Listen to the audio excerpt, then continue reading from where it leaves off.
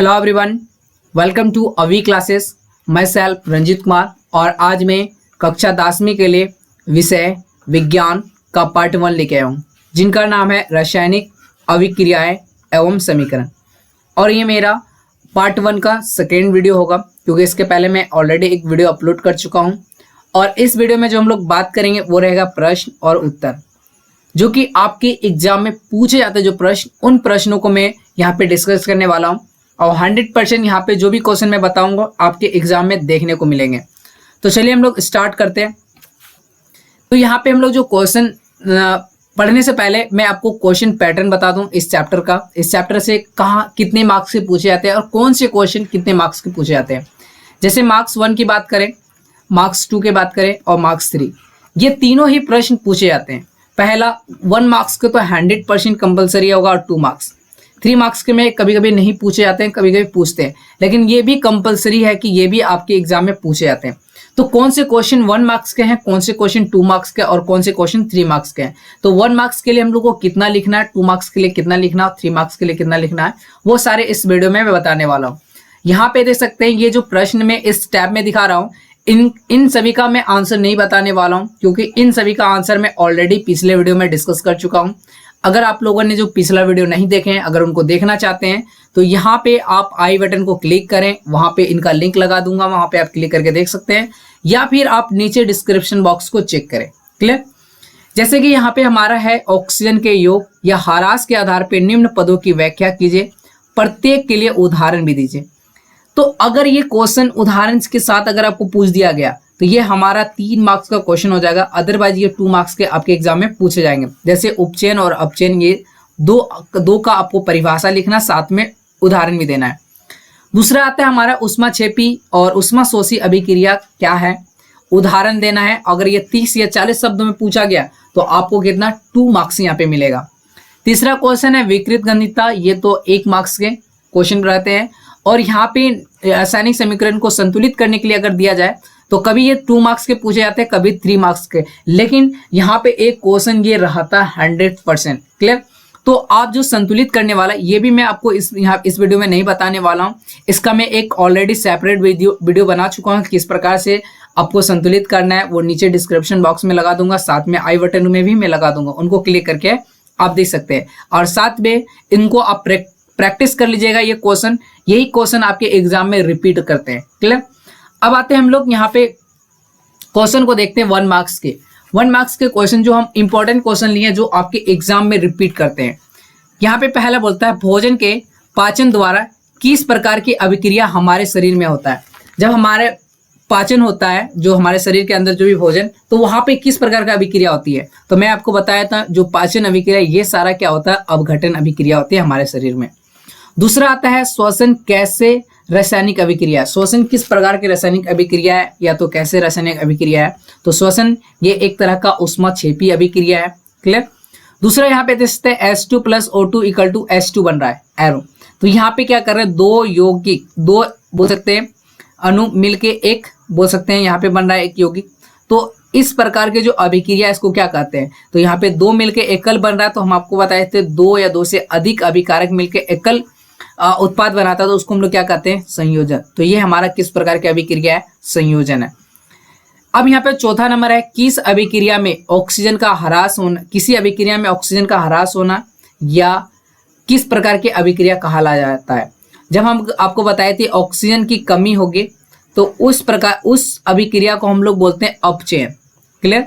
और जब ऑक्सीजन की वृद्धि होगी तो उसको हम लोग बोलते हैं उपचयन। तो यहाँ पे सेकंड नंबर क्वेश्चन में यही हम लिए हैं। तो किस अभिक्रिया में ऑक्सीजन की वृद्धि, किसी अभिक्रिया में ऑक्सीजन की वृद्धि होना किस प्रकार की अभिक्रिया कहलाता है, वो कहला उपचयन। ऑक्सीजन की अगर वृद्धि हुई उपचयन, और ऑक्सीजन की अगर कमी हुई तो अपचयन। इस पे आधारित क्वेश्चन 100% रहता है, क्योंकि बच्चे को इन दोनों में बहुत कंफ्यूजन होता है। अगला आता है उपचयन को रोकने वाले पदार्थों को क्या कहते हैं। जो उपचयन को रोकता है उसको क्या कहते हैं, उसको कहते हैं प्रतिओक्सी कारक, क्योंकि ऑक्सीजन को वो वृद्धि होने के लिए नहीं देते हैं। तो ये जो 6 क्वेश्चन में डिस्कस किया बहुत ही इंपॉर्टेंट है, इसको जरूर नोट कीजिएगा। अब आते हैं हम लोग अगले प्रश्न पे। अगला प्रश्न ये है, ये हमारा कहता है जब लोहे की किल को कॉपर सल्फेट के विलयन में डुबोया जाता है तो विलयन का रंग क्यों बदल जाता है। ये जो प्रश्न है आपके एग्जाम के 2 मार्क्स के। क्लियर।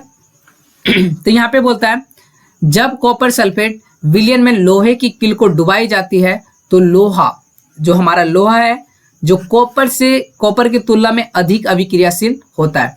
अधिक अभिक्रियाशील मतलब वो जल्दी रिएक्ट करता है। कॉपर से जो अधिक अभिक्रियाशील है, ये अधिक है, ये लेस है। क्लियर। तो इसलिए क्या करते हैं, आयरन जो है, लोहा जो है, कॉपर सल्फेट के विलयन से कॉपर को क्या करता है, विस्थापित कर देता है। जैसे कि ये हम देख सकते हैं कॉपर सल्फेट है और ये आयरन अगर डालें तो आयरन क्या करेगा, इस कॉपर को विस्थापित कर देगा। इट मीन्स इसको यहाँ से हटा देगा। देख सकते हैं यहाँ कॉपर को हटा दिया और ये कॉपर के स्थान पे ये आयरन आ गया। क्लियर। तो वही चीज बोला, कॉपर को विस्थापित कर देता है और लोहा का सल्फेट बनाता है। जैसे आयरन सल्फेट बना रहा है, जो ये हरा रंग का होता है। ये किस प्रकार का होता है, हरा रंग का होता है। जबकि कॉपर सल्फेट किस तरह का होता है, नीला रंग का होता है। इसलिए विलयन का रंग क्या होता है, बदल जाता है, क्योंकि ये कॉपर का गुण क्या हो गया, हट गया, कॉपर को विस्थापित कर दिया। तो लोहा है तो लोहा का गुण आया, तो लोहा किस प्रकार के दिखाता है, हरे रंग का हो जाए। ये जो हमारा यहाँ पे जो आयरन सल्फेट बनाएगा वो किस प्रकार का हो जाएगा, हरा रंग का। इसलिए उसका रंग क्या हो जाएगा, बदल जाता है। 100% ये क्वेश्चन आपके एग्जाम के पर्पज से बहुत इंपॉर्टेंट है। अब आते हैं हम लोग अगले प्रश्न, जो 8 नंबर, ये चित्र पे आधारित भी प्रश्न आपके एग्जाम में पूछे जाते हैं। कहा गया है दिए गए चित्र का अवलोकन कीजिए और निम्न प्रश्नों का उत्तर दीजिए। ये चित्र को आप देखिए और इस चित्र को देख के आपको बताना, जो प्रश्न पूछा जाए उसका आंसर देना है। बोल रहा है इस अभिक्रिया में होने वाले रंग परिवर्तन को लिखिए। यहाँ पे आप क्या देख रहे हैं, एक ये चाइना डिश है, इसमें एक सिल्वर क्लोराइड है। ठीक है। तो ये जब सूर्य की प्रकाश इस पे पड़ता है तो इसका जो रंग में क्या परिवर्तन आता है। तो जब यहाँ पे सूर्य के प्रकाश श्वेत रंग के सिल्वर क्लोराइड, ये श्वेत रंग का एक सिल्वर क्लोराइड है, इस पे पड़ता है तो ये किस रंग का हो जाता है, धूसर रंग का हो जाता है। क्लियर। दूसरा बोल रहा है इस अभिक्रिया का एक संतुलित समीकरण लिखिए। तो जैसे कि हमारा ये अभिक्रिया था क्या, Ag और Cl, जब सूर्य के प्रकाश पड़ा तो ये क्या हो गया, वियोजित हो गया Ag और Cl2। तो इसको संतुलित करना होगा। जैसे कि यहाँ पे देख सकते हैं AgCl था और ये बनाया था Ag प्लस Cl2। ये असंतुलित था क्योंकि यहाँ पे क्लोरीन 2 है, यहाँ पे क्लोरीन 1 है। इसको 2 करने के लिए 2 से मल्टीप्लाई किए। जैसे क्लोरीन 2 किए तो ये मेरा क्या होगा, Ag भी मेरा 2 हो गया, तो ये यहाँ पे 1 है, इसलिए इसको 2 से गुना कर दिए। तो ये हमारा क्या होगा, संतुलित रासायनिक समीकरण। तो ये भी आपको लिखने के लिए पूछा जा सकता है। अब आते हैं हम लोग 9 नंबर क्वेश्चन। 9 नंबर क्वेश्चन क्या कह रहा है, दिए गए चित्र को देखिए और निम्न प्रश्नों का उत्तर दीजिए। अब आप इन चित्र को देखिए, ठीक है, और यहाँ पे जो प्रश्न किया गया उसको आपको लिखना है। कह रहा है चित्र में किस प्रकार की अभिक्रिया दर्शाई गई है। अगर यहाँ पे अगर देखेंगे क्या हो रहा है कि यहाँ पे एक तरह का एक बीकर लिया गया है, इसमें कुछ पानी है और इसमें एक एनोड और कैथोड लगा दिया और बैटरी इसमें क्या कर रहा है, करंट दे रहा है। तो आप समझ गए यहाँ पे क्या हो रहा है, विद्युत करंट दे रहा है, तो इसमें विद्युत हो गया। और यहाँ पे क्या हो रहा है, जल का अवघटन हो रहा है, तो इसको हम लोग विद्युत अवघटन। ये जो अभिक्रिया है किस प्रकार की अभिक्रिया है, जल वैद्युत अवघटन। तो पहला हमारा क्वेश्चन था किस प्रकार की अभिक्रिया है, ये जल वैद्युत अवघटन है। दूसरा बोल रहा है एनोड और कैथोड पर प्राप्त होने वाला उत्पाद के नाम लिखिए। ये हमारा जो एनोड है, ठीक है, ये वाला पार्ट्स में, और ये मेरा कैथोड है। तो इसमें से मतलब कि जो यहाँ पे कौन सी यहाँ पे जो है उत्पाद बन रहा है उसको बताना है। देख सकते हैं यहाँ पे 3 डॉट आपको मिल रहा है और यहाँ पे ज्यादा मिल रहा है। क्लियर। तो आपको यहाँ पे पता कर सकते हैं कि अगर इसमें डॉट यहाँ पे देख सकते हैं बुलबुले की संख्या ज्यादा है, इसमें कम है, तो अगर हम लोग वाटर को तोड़ें H2O, अगर ये वियोजित करेंगे तो H2 प्लस O2 बनाएगा। क्लियर। तो यहाँ पे ऑक्सीजन कम है, यहाँ पे ऑक्सीजन क्या हो रहा है, बढ़ रही है। तो इट मीन्स क्या होगा, ऑक्सीजन की वृद्धि हो रही है, तो यहाँ पे ऑक्सीजन ज्यादा है। इट मीन्स ये वाला पार्ट्स क्या होना चाहिए, ऑक्सीजन होना चाहिए। और ये वाला पार्ट्स क्या होगा, कम है, हाइड्रोजन जितना का उतना है, तो ये वाला हमारा क्या होना चाहिए, हाइड्रोजन। तो यहाँ पे अगर देखा जाए तो इस पार्ट को हम लोग क्या कहते हैं, कैथोड। तो कैथोड में क्या होगा, हाइड्रोजन प्राप्त होगा। और ये वाला पार्ट्स क्या है मेरा, एनोड। एनोड में क्या होगा, ऑक्सीजन। तो एनोड पे ऑक्सीजन होगा और कैथोड पे हाइड्रोजन। तो उम्मीद करते हैं ये समझ में आ गया। अब आते हैं हम लोग अगले प्रश्न। अगला जो प्रश्न है हमारा, कह रहा है दिए गए चित्र को देखिए या तो देखिए और निम्न प्रश्नों का उत्तर दीजिए। फिर इस चित्र को आपको देखना है, उसके बाद जो इससे रिलेटेड प्रश्न पूछा गया उनको देखना है। तो सबसे पहले इस चित्र में देखिए कि यहाँ पे कुछ एक बीकर में यहाँ पे जल लिया गया और यहाँ पे आप देख सकते हैं कैल्शियम ऑक्साइड दिया गया है। इसको हम लोग लिख सकते हैं CO। ये मेरा कैल्शियम ऑक्साइड है और ये एक बीकर है। क्लियर। प्रश्न बोल रहा है कि इस प्रयोग से किस यौगिक का निर्माण होगा, अभिक्रिया का रासायनिक समीकरण लिखिए। तो सबसे पहले यहाँ पे देखिए कैल्शियम ऑक्साइड है प्लस इसको जल में मिलाया गया है, तो यहाँ पे क्या बनाएगा, कैल्शियम हाइड्रोक्साइड। तो इस प्रयोग में क्या बनाएगा, कैल्शियम हाइड्रोक्साइड बनेगा। क्लियर। दूसरा हमारा प्रश्न बोल रहा है रासायनिक समीकरण लिखने बोला, तो ये मेरा रासायनिक समीकरण हो गया। अब बोलता है ये अभिक्रिया उष्माक्षेपी है या उष्माशोषी। तो आप यहाँ पे क्या देख रहे हैं, दो वस्तु का क्या हो रहा है, संयोग हो रहा है। इट मीन्स दो अभिकारक का संयोग होकर एकल अभिकारक बना रहा है। तो हम आपको बताए थे जब दो अभिकारक मिलकर एकल अभिकारक बनाएगा तो इसको संयोजन अभिक्रिया कहते हैं, और संयोजन अभिक्रिया को आपको बताए थे कि ये उष्माक्षेपी होता है। इट मीन्स यहाँ पे क्या होता है, कुछ उष्मा रिलीज करता है, मतलब ऊर्जा रिलीज करता है। जो हम यहाँ पे एरो से दिखाए इसका मतलब है कि यहाँ पे उष्मा को रिलीज कर रहा है, तो इसको हम लोग क्या बोल सकते हैं, उष्माक्षेपी अभिक्रिया कहेंगे। क्लियर। अब आते हैं हम लोग अगले प्रश्न पे। अगला प्रश्न क्या कर रहा है, फिर यहाँ पे बोल रहा है दिए गए चित्र को देखिए और निम्न प्रश्नों का उत्तर दीजिए। यहाँ पे क्या चित्र देख रहे हैं कि यहाँ पे दो आपको टेस्ट ट्यूब दिख रहा है, टेस्ट ट्यूब दिख रहा है यहाँ पे। आप इस प्रणाली में देखें, इस प्रणाली में क्या डाला गया, बेरियम क्लोराइड। क्या, ये हमारा बेरियम क्लोराइड, इसको हम लोग लिख सकते हैं BaCl2, ये बेरियम क्लोराइड है। और यहाँ से इसमें क्या डाल रहा है, सोडियम सल्फेट, तो यहाँ पे होगा NaSO4, Na2SO4 सोडियम सल्फेट है और ये बेरियम क्लोराइड है। अब प्रश्न क्या बोल रहा है, इसमें होने वाले अभिक्रिया का नाम लिखें। तो आपको पता है जैसे कि बेरियम क्लोराइड है प्लस सोडियम सल्फेट, तो ये वाला जो अभिक्रिया होगी ना, आयनों को आदान प्रदान करेगा। मतलब ये प्लस है, ये माइनस है, ये माइनस है, ये प्लस है, सॉरी ये माइनस है, ये प्लस है। ठीक है, ये दोनों मिलेगा तो क्या बनाएगा, NaCl प्लस, और Na और Ba और SO4 अगर जुड़ेगा तो क्या बनाएगा, BaSO4। क्लियर। तो ये क्या कर रहा है, आयनों का आदान प्रदान कर रहा है और एक नए यौगिक का निर्माण कर रहा है। तो हम आपको बताए थे आयनों का आदान प्रदान या विनिमय करता है और जो नए यौगिक बनाता है तो उसको हम लोग बोलते हैं द्विविस्थापन अभिक्रिया। तो ये जो अभिक्रिया है किस प्रकार की है, द्विविस्थापन अभिक्रिया है।